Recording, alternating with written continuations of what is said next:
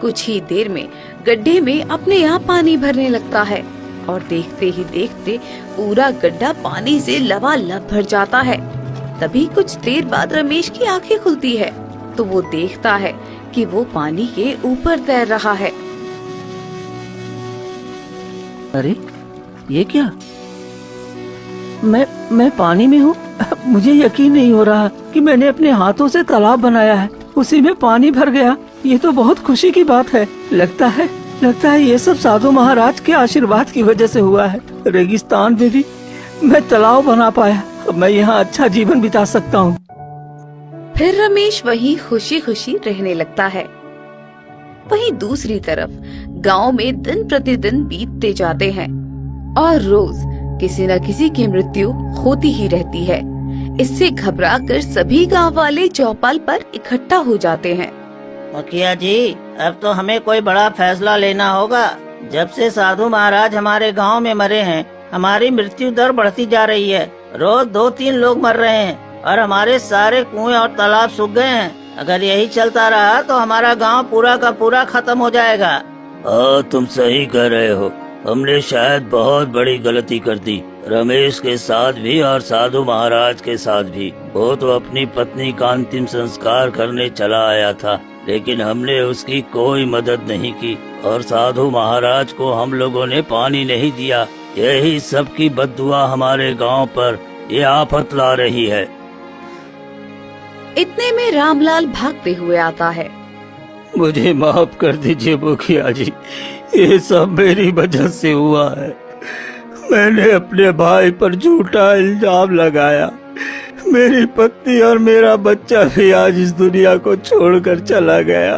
क्या तुम्हारी पत्नी भी और बच्चा भी? ये क्या हो गया? हाँ, मेरी पत्नी और मेरा बच्चा दोनों मर गए। ये सब मेरे ही पाप कर्मों की सजा है।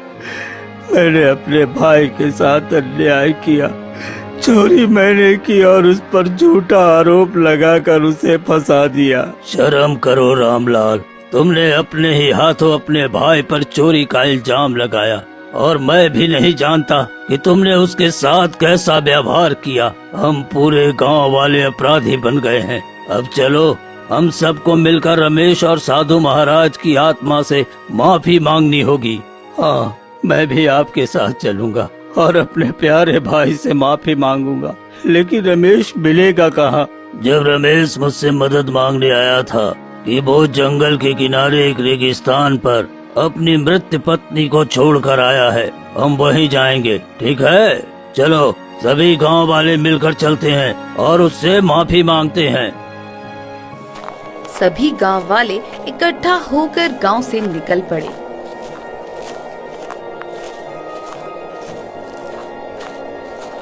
और कई घंटे सफर तय करने के बाद रेगिस्तान में पहुंच गए।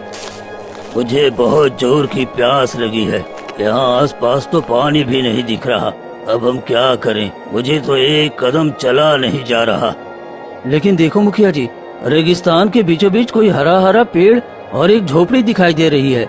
शायद वहाँ पानी भी होगा। चलिए चलते हैं। सभी गांव वाले झोपड़ी की ओर बढ़ते हैं।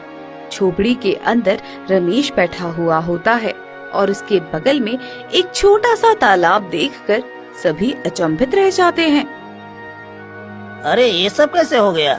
ये तालाब वो भी रेगिस्तान में, ये कैसे संभव है? चलिए चलकर हम सब देखते हैं। आखिर वहाँ पर कौन है जो इतने रेगिस्तान में पेड़ पौधे उगा सकता है? फिर सभी लोग रमेश की झोपड़ी के सामने खड़े हो जाते हैं। तभी रमेश बाहर आता है। अरे मुखिया जी और भैया, आप यहाँ? क्या हुआ? सब ठीक तो है ना?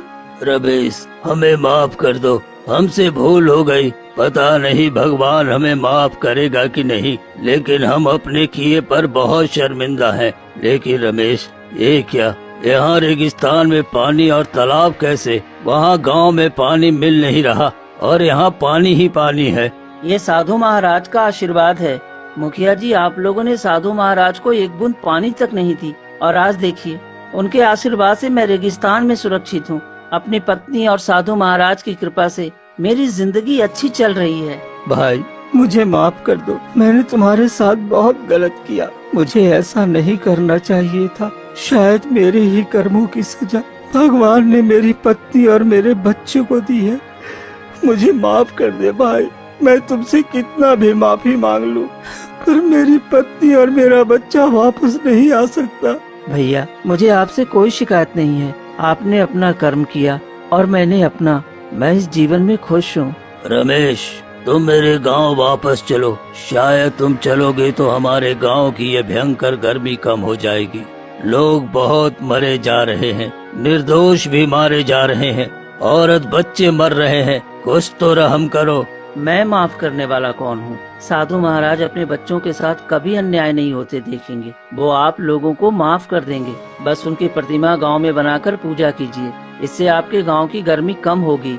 धन्यवाद रमेश, तुमने हमें सही राह दिखाई। हम प्रतिमा बनाकर उनकी पूजा करेंगे और अब समझ गए हैं कि अन्याय और पाप की वजह से ही ये कष्ट आया था। फिर सभी लोग गांव वापस चले जाते हैं। अगली सुबह सभी गांव वाले साधु महाराज की प्रतिमा बनाकर गांव की सीमा पर लगा देते हैं और उनकी पूजा करने लगते हैं। देखते ही देखते गर्मी कम होने लगती है, हवा ठंडी होती है और लोग राहत महसूस करते हैं।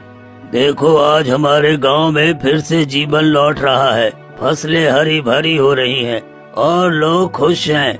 आज से हम वचन देते हैं कि कभी किसी साधु, गरीब या भूखे प्यासे को अनदेखा नहीं करेंगे। हाँ, जो भी गांव में आए, गरीब, दुखिया, भूखा, प्यासा, हम दिल से स्वागत करेंगे और उनकी मदद करेंगे। और उस दिन के बाद से गांव वाले बदल गए। वहीं रमेश साधु महाराज और अपनी पत्नी कुसुम की याद में रेगिस्तान में ही अपनी झोपड़ी में खुशी खुशी अपना जीवन बिताने लगता है।